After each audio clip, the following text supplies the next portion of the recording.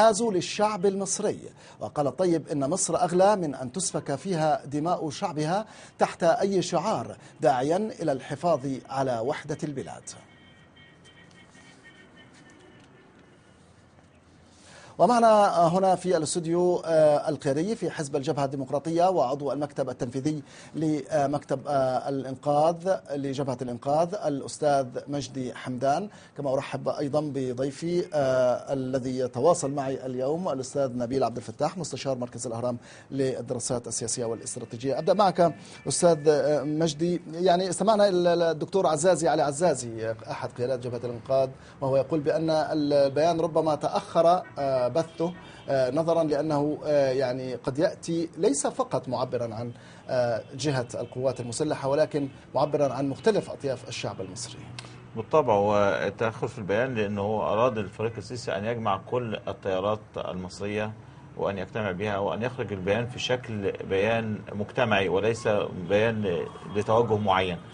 تأخر البيان نحن في انتظاره وسوف يصدر عن قريب ربما في خلال دقائق قليلة. لكن الرسالة التي أراد أن يصلها الأستاذ عزازي على عزازي أيضا هو أن هناك إجماع من كل القوى على هدف واحد ورؤية واحدة ومنهجية واحدة وخريطة واحدة لما بعد رحيل محمد مرسي. وهذه الرؤية تتمثل في بعض النقاط وهي عبارة عن حكومة توافقية وطنية تشمل حوالي 12 وزير، إعلان دستوري يسقط الدستور الحالي الذي كان مغيب تماما عن الشارع المصري وبعيد تماما عن الفكر المصري والطرح المصري والنهج المصري، كان دستور الجماعة والعشيرة. أيضا هناك توافق في الخريطة الطريق التي خرج بها الدكتور محمد البلدعي ووصل بها إلى المجلس العسكري اليوم، وأن يتولى رئيس المحكمة الدستورية رئاسة البلاد بشكل بروتوكولي وبشكل مؤقت حتى تستتب الأمور في البلاد ويكون هناك عمل لباقي مؤسسات الدولة. الطرح الأخير هو أن تكون هناك بعد الانتهاء من الدستور وهو المطلب الأول الدعوة لانتخابات برلمانية ثم انتخابات رئاسية.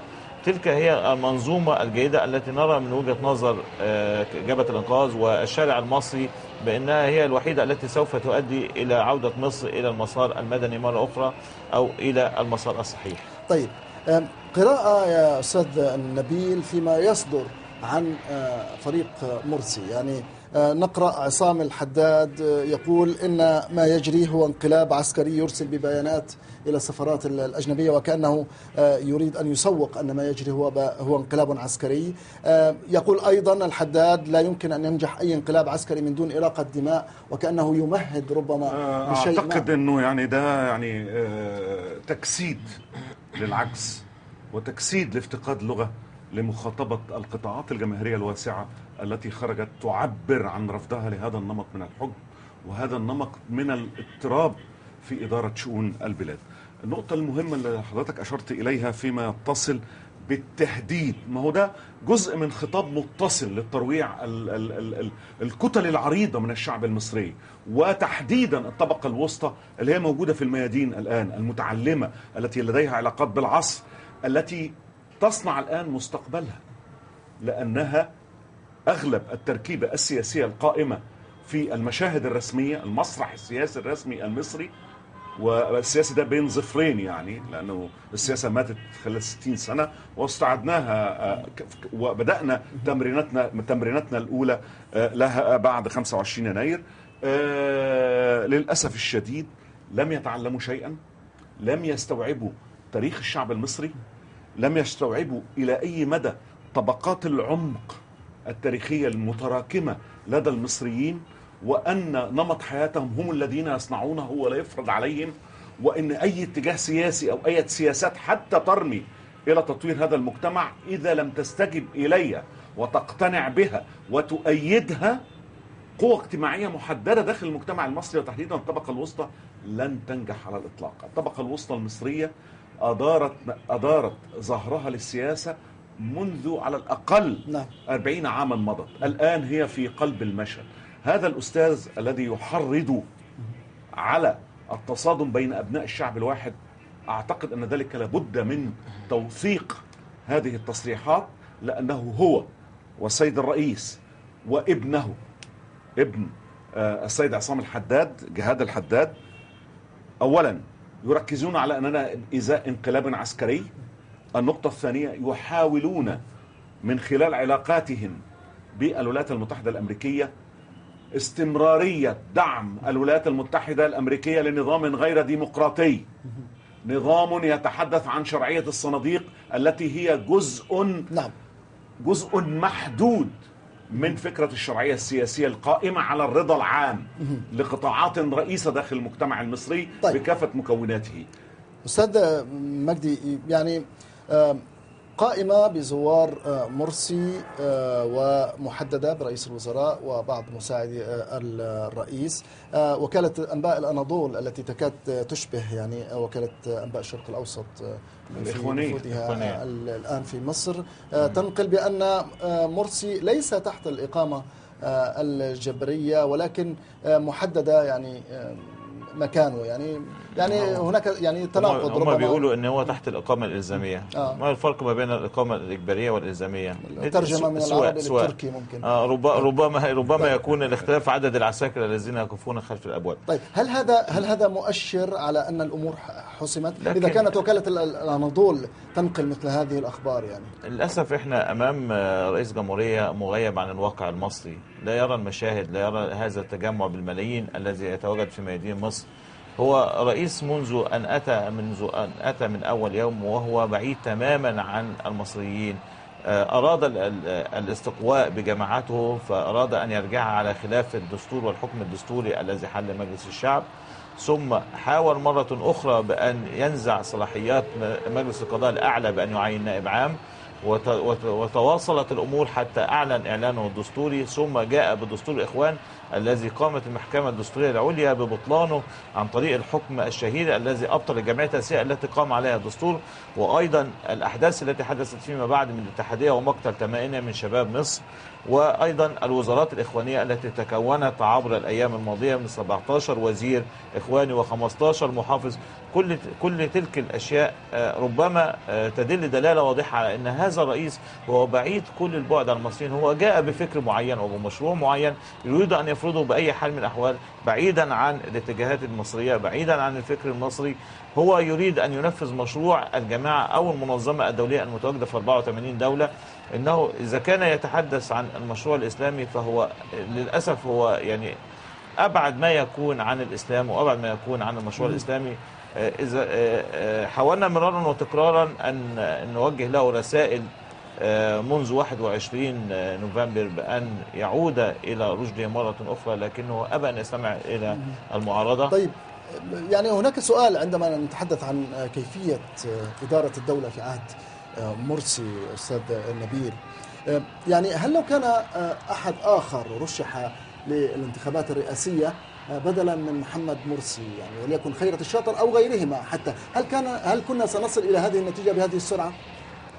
أعتقد أنه هناك يعني طبعا هناك فروق شخصية بين قادة جماعة الإخوان المسلمين، لكن كان الظن بهم من قبل الباحثين والمثقفين وحتى السياسيين الذين تفاعلوا معهم طيلة سنوات حكم الرئيسين السادات وحسني مبارك أن الجماعة بأجيالها الجديدة وبالتحديد بالجيل الوسيط كان من الممكن أن تكون قد حصلت على قدر من الخبرة التكنوقراطية والإدارية والسياسية بالاحتكاك بما يسمح لها إذا ما وصلت إلى السلطة أو إذا تسنمت واقعا ما أو هرما ما من أهرام البيروقراطية على الأقل تديره إدارة تتسم بالرشد الإداري وبالرشد السياسي.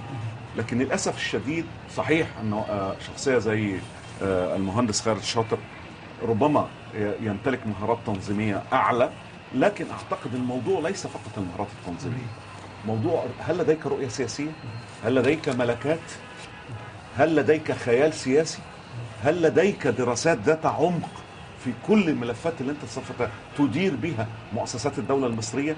العلاقات بين السلطات، العلاقات مع الإقليم، العلاقات مع العالم الخارجي. الموضوع ليست بالبساطة التي يتصورونها، والموضوع ليس محض درس تدرسه السيدة باكينام زميلتنا العزيزة في الجامعة أو غيرها من مستشاري السيد الرئيس سواء كنا سيدات فضليات أو زملاء أعزاء، لكن للأسف الشديد تم تهميش كل هذه المجموعات التي بقيت.